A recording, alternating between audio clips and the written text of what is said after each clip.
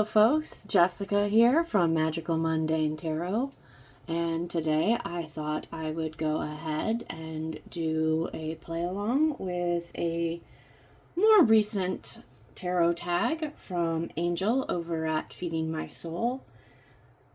She recently did a set of tags called Show Us Your Decks, and that's what I'm going to do today because I'm kind of going through my collection anyways, trying to pare down on some things, really to make room for more, to be honest. But I thought it'd be fun to go ahead and do this tag while I have things already out off of my shelves. So I'm going to go ahead and do part 1, and then part 2 will be in a later video. So for the first tag, a deck you want to use, but for whatever reason hasn't seen any playtime on your desk yet. And I chose the Handel Tarot, or Handel Tarot as it may be pronounced, I'm not exactly sure. I bought this deck quite some time ago. It's been sitting on my shelf for a while. I actually was going to do a deck study with a friend, and I even got the books, but as you can see, it's still in order. I have not played with it yet. This is not going anywhere. This is definitely being bumped up into my list of decks that I want to work with in the upcoming months, or maybe even within the next year. I do have a lot of decks, so we don't know. I don't know when it's going to pop in, but it's definitely not going anywhere as much as I've put into making sure I have the book and making sure I have the deck. But it's a really lovely deck. It combines a number of systems. It's been around for a while. It's considered, I would say, a classic. You can see that it's got the Hebrew letters in here, and then it's got the I Ching in the minors. So I'm really interested in studying this deck. I just haven't had a chance to yet. So this is the deck that's been hanging out by my desk, but hasn't had any playtime yet. For deck number 2, the prompt was the 12th deck from the right on your tarot shelf. As many of you might know, I have a large collection. So I counted shelves to 12, and then I went from the 12th on the right. And I ended up with Tarot of a Moon Garden. Now this is the original version. As you can see, mine's pretty beat up. This has had plenty of playtime. This actually would have fit into the second prompt, or a later prompt as well, about secondhand decks, because I did buy this secondhand many years ago. But yeah, this deck gets regular rotation. It kind of reminds me of the illustrations you would see on an Econoline van in the 70s. It gives me that feel. So whenever I'm going for some trippy fantasy vibes, Tarot of a Moon Garden is a standby classic and well-loved deck in my collection. For prompt number 3, a deck you're thinking of rehoming. Now, let me be abundantly clear on this. This deck is not going anywhere. I have been saying I'm thinking about rehoming it for years, and yet it's still here. And for this, we have the Dreams of Gaia. Now, I do like the art in this deck. I have the pocket version. I never got the big version. I love the artwork in this deck. It is so beautiful. But it doesn't follow any particular tarot system. It follows hints and nudges from a number of them, but it really goes its own way. And I think part of the thing is that I have a hard time just reading from imagery alone. My brain is very logic-centered.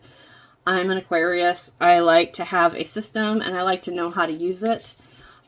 So this one I sometimes struggle with reading without using the guidebook. And to be honest, as much as I love this deck, and no slight to the creator at all, the guidebook is not in-depth enough for my brain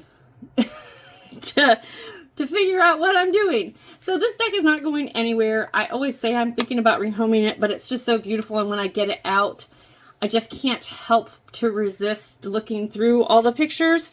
So It probably won't get used, but I'll probably end up leaving this in my collection for perpetuity. Oh my goodness, I cannot speak this morning. As a collector item. Just as simple as that, because I think it's beautiful. For the next selection, a deck you don't store in its original box, and why. This deck is stored in this, I don't even know if it's real leather, it might be faux leather case that I got from Earthbound Trading Company in the mall. And in this deck, or in this box, is my original first tarot deck from 2001? 2002? I think 2001. This is the Charmin Burke Caselli deck. It came as part of the Beginner's Guide to Tarot, which you can still purchase to this day. However, it does not have hot pink backs anymore. It has purple backs now. And it actually comes in a box. The reason that this is not stored in its original packaging is because at the time that this deck first came out, it came out in packaging that was a book box. So the book was part of the packaging, and then it had a fold-out flap that had the cards and the inserted into it. And I ended up cutting the book off of the rest of the packaging, and the book sits on my tarot bookshelf over here in case I want to reference it as a general tarot book.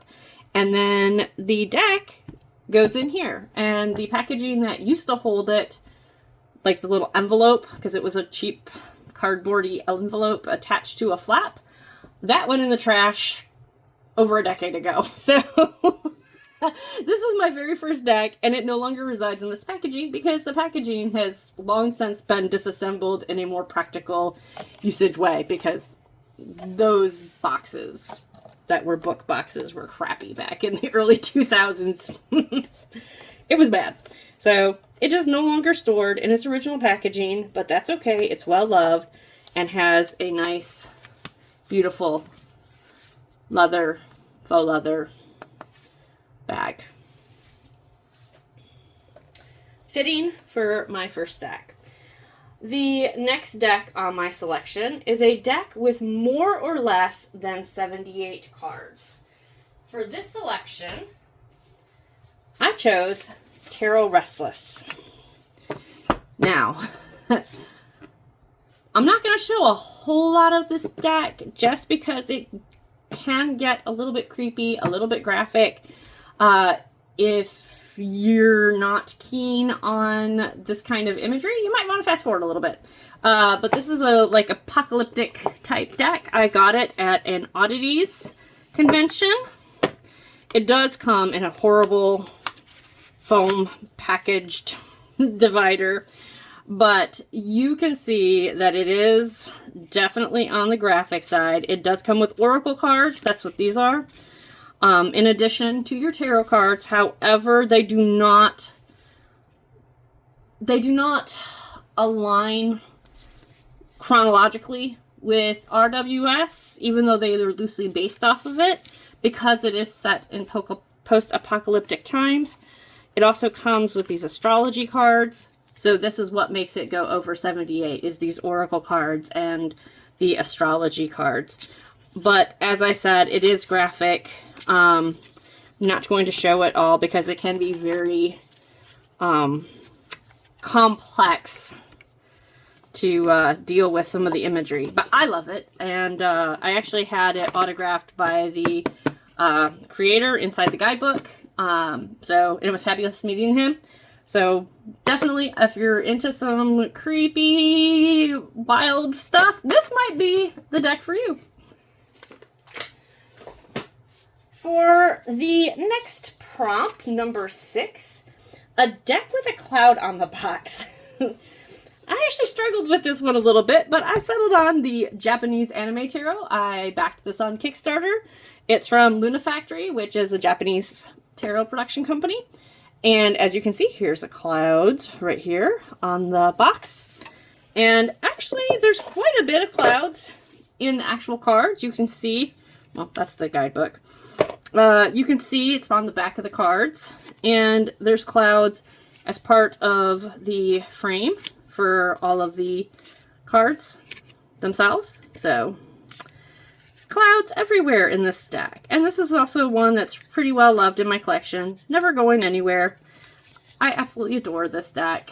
And this is the Japanese anime tarot. For our next selection, I almost cringe at showing this, even though that's literally what the prompt is for.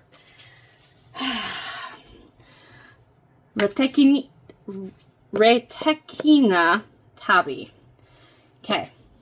I don't show this deck on my channel because this is the first deck that I accidentally purchased, not realizing that it was AI. And once I had it in my hands, I thought, oh, this is so beautiful. To be fair, AI was not a thing really prevalent in the community at the time. So when I opened it up, I was like, man, this is beautiful. But then everybody started talking about AI decks, and I looked at the fingers and the toes, and it gave it all away. So I don't show this deck on my channel. I'm not rehoming it. I love it. I don't love how it was created.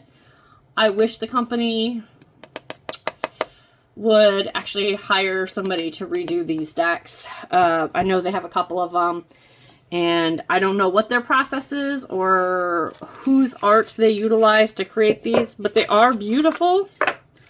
And I love the texture of the card, but once you see the problems, you cannot unsee them. Case in point, right there. There's no way that's a hand. And even if you wanted to say, oh, it's a yokai, no. So while I do love the art in this deck, and I do love how beautiful it feels in my hands, this will always be a personal use only deck. I will not use this for readings for clients, and I will not show it off on my channel other than this one brief moment. So you heard it. I have this deck in my collection. It is, as far as I know, the only AI deck I have in my collection. And I have hundreds, so I think I'm doing pretty good and not supporting that habit or policy, I don't know. But unfortunately, we all might end up with one of these zingers in our collection. So that was the one that I don't show on my channel. A deck with another animal besides a lion in the strength card is our next prompt. And for this, I went with the totally unofficial Adventure Time Tarot deck by Catherine Hiller. If you are looking to get this deck, please do not purchase it on any of the discount sites. Please go to her Etsy. This deck is highly knocked off and pirated, and whenever possible, you should try to support the creator. That is a hot take that I will stand on that hill on. Please do not buy pirated decks. If it has a QR code, it's not her deck. If it comes in a different kind of box or a different size, it is not her deck.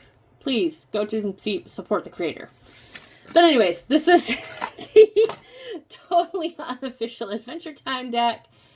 And of course, we have our Jake the dog as our strength. And he's definitely not a lion. And he's playing his little instrument that he plays throughout the series on a regular basis. And this deck is just so fun. I love it. Oh, look, Lumpy Space Princess. And we've got all the characters from all the show. We even have the side spin-off characters going on. So if you like Adventure Time, I would highly recommend this deck. It's beautiful. Just go to the creator's Etsy. Check with her. I'm sure you can get your hands on a nice official, unofficial Adventure Time Tarot. For the next prompt, a deck that comes in the box inside another box. Now we're going to try to fit this in here. I don't have a lot of room in my screen, so I might have to turn this sideways. But this is the Dolly Tarot, and it comes in this ginormous, chunky, fills my whole entire view screen box. It's longer than my forearm. I don't know if you can see this. Anyways, I'm going to open it up off screen. the reason it's in this big box is because it comes with a ginormous chunky guidebook that is huge. I don't know if you can see this. It's huge with full color art, and that's beautiful. I love that. But once you get inside, the deck is actually in this little tiny gold box that's on the inside. And yeah, it's the Dolly Tarot. Now, I do have the Devil and the Fool on the top because this set of cards throws me off all the time. I always feel like this should be the Devil and this should be the Fool. But, you know, Dolly, he does what he wants, and there is a reason for those to be in those positions. It just always cracks me up when I have it out because I was talking about it more recently. But, yeah, this is Salvador Dali's deck that he actually created. It was commissioned, and then he filled it in with what he wanted to, and it is very Dolly, and there's a lot of self-portrait illustrations in here, as well as collage art, as well as art styles you might already be familiar with from Dolly, but he's one of my favorite artists, and I absolutely had to have this deck. And fun fact, I was going to purchase it when it was reissued, and my husband was like, we probably should hold off because we're going on a trip. And I was like, okay, well, when we get back from our Christmas trip, I'm planning on getting it. And he was like, okay, that's fine. When we get back, you can get it. Unbeknownst to me, he had already purchased it, sent it to where we were going for holiday. My aunt wrapped it and had it underneath the Christmas tree from my husband and children when we got across the country to go to this Christmas family event. So, ta-da! I actually cried that Christmas because I was really wanting this deck, and I finally got my hands on it for Christmas after my husband told me, no, I needed to wait. And that is the Dolly Tarot.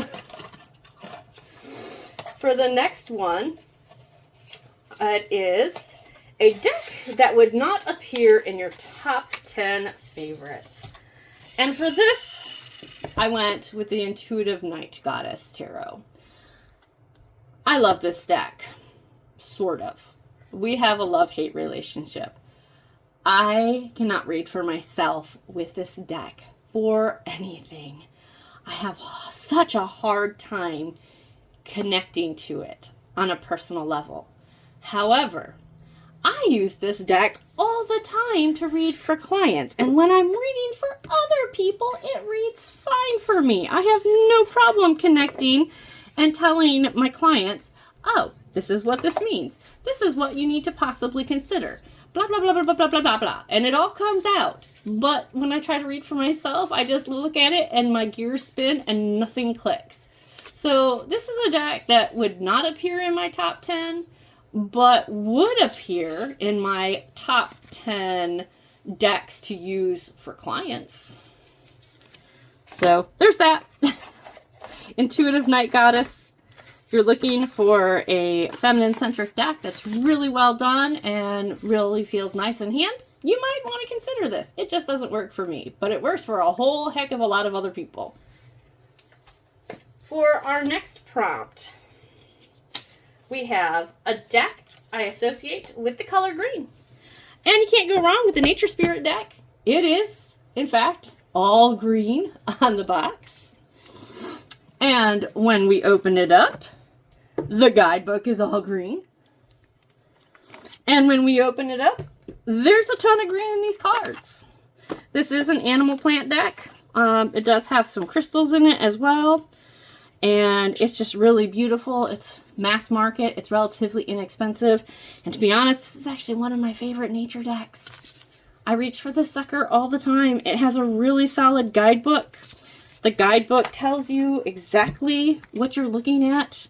So when you pull it open, you can see this Ace of Wands has lavender in it. It has 7-spotted lady beetle with the scientific names. And it has amethyst featured. So everything is in the guidebook, even for the minors. It does not skimp. This is such a fantastic nature deck. If you're looking for a nature deck that is well thought out and has all the information in the cards presented for you to explore, this might be a good selection for you. I love this deck. Cannot recommend it highly enough. For our next selection, a secondhand, pre-loved, pre-owned, thrifted deck. For this deck, I chose the Dragon Tarot. This deck also has a funny story that goes with it. I actually got this deck at a Goodwill. It was tucked in the fantasy sci-fi book section. I'm assuming because somebody thought, oh, it's a book. But it actually is the deck and the book.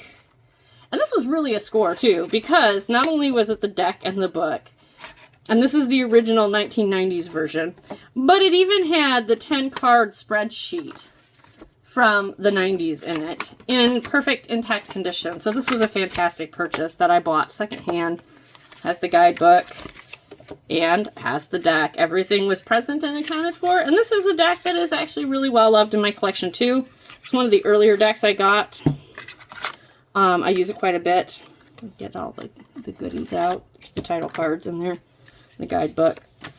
This deck does go kind of its own way. It's kind of a little bit more Marseille, maybe a little bit of Thoth influences more so than RWS. But it is beautiful and stunning, and I am very keen on it also because the same guy who illustrated this deck also illustrated Wyvern the card game, which if you're older, you might remember from back in the day when Magic the Gathering was first coming out. Wyvern was also a similar fantasy game that you could play at a table with multiple people. So it's the same person who illustrated the Wyvern card game. And so this not only ticks the box for a Dragon Tarot for me, but it also ticks the box for nostalgia factor, because these dragons are an awful lot like the ones in Wyvern, the card game. So that would be the Dragon Tarot, the deck and book set, although you can still get this as a deck and book set, I believe, and it also comes in a just tuck box version if you're looking for it. This just happens to be the original 90s version. For the next couple, I'm going to skip 13 because 13 and 15 are the same deck. So we're going to go to number 14, which is a deck with water on the box. And for this, I went with the Sea Glass Tarot by Bailey Knowles. This is such a lovely deck. This young lady went through so much to get this deck into existence, and she did a beautiful job. This is absolutely a stunner. I don't know if it'll pick up on camera. I think it is. It's actually printed with this ink that's got like holographic glass like tones to it. This is not a finish. This is not a holograph finish that's making it super thick. This is actually part of the ink process. And it has like a metallic sheen to it that just gives it that feel like you are looking at sparkling water or stained glass or sea glass, as the title implies. The guidebook also in this deck. Ooh. The guidebook in this deck, this is the back. So look how beautiful that is. The guidebook in this deck does include also the things that are you're seeing in the card. So it's in dark print. So this tells you Ace of Swords has eggs in it. The Two of Swords has a net. And it also talks about like what is going on in here and why she chose that. So it is a little white book, but it is a very detailed little white book if you are looking for information on these cards. And as I said, like the dark print tells you exactly at a glance what you're looking at in these cards. Beautiful deck. I don't know if it's still available or not. If it is, I'll try to put a link down below. But this deck, I'm so glad I backed it on Kickstarter. And if Bailey ever sees this video, I still love this deck. And I am so glad that you brought it into this world through all the obstacles that you had. And for the last deck, this is number 13 and number 15. And I don't think it'll come to any surprise to anybody who has ever listened to me talk about this deck. 13 is a deck in your collection with the most used guidebook. And 15 is a deck with your most favorite card ever. And we have Tarot of the Vampires. when people say that this guidebook is worth the purchase, even if you don't like vampire art, they are not lying. This guidebook is so wonderful. Thank you, Ian Daniels, for your contribution to tarot literature above and beyond everything else. This guidebook is a gem. It's in pretty much a primer to Kabbalah, to Thoth, to numerology, to tarot in general. It is meaty. There is not pictures. This is all text. This is like a study guide, a college level tarot book, but in a compact, digestible form that also just happens to have really fun cards. And you can see I need to edge mine. I've debated about whether to do the crimson or to do black, or maybe even to do like a green like this, but mine is pretty beat up and chipped because I use it. And also I already went through and found it. This is my favorite card ever. Whenever anybody's like, tell me about one tarot card, Temperance in the Tarot Vampires, because she is so freaking dramatic. This girl, this vampire girl, she does not say, oh, temperance to me. She says the opposite of temperance to me. There's no balance in this. She is like wildly unbalanced, but I love her for it. And it kind of points to that shadow side, especially dealing with a vampire deck. Like, this is what could happen if you're not embracing temperance. You just be throwing your head back and ready to faint on a fainting couch. But this card cracks me up every time, and it helps me remember really easily what temperance is about. I love this deck, honestly. If you can get your hands on it, it's out of print now, but if you can get your hands on it, I would highly recommend it. Even if you had to fork over $100, I would still fork over $100 for it. I honestly considered buying a second copy right before it went out of print, but decided no, I probably wouldn't use it unless something happened. I would just keep using this all the way up until it disintegrates. So Tarot of the Vampires takes 2 spots in this countdown. It takes the most used guidebook and the favorite card. So that's my list. I will try to tag the appropriate people below and link up to the decks featured if they are in print. Sorry if they are out of print. I don't mean to show off things that are necessarily out of print, but this, it needed to be on this list. So thank you. If you have any questions, feel free to drop them below and I'll try my best to get around to answering them. Thank you for watching. I appreciate the support. If you haven't already, go ahead and give me a like and a follow if you would. I wouldn't mind. It wouldn't hurt my feelings. I'm still growing this channel. And thank you, and you have a beautiful day no matter wherever you're at in the world.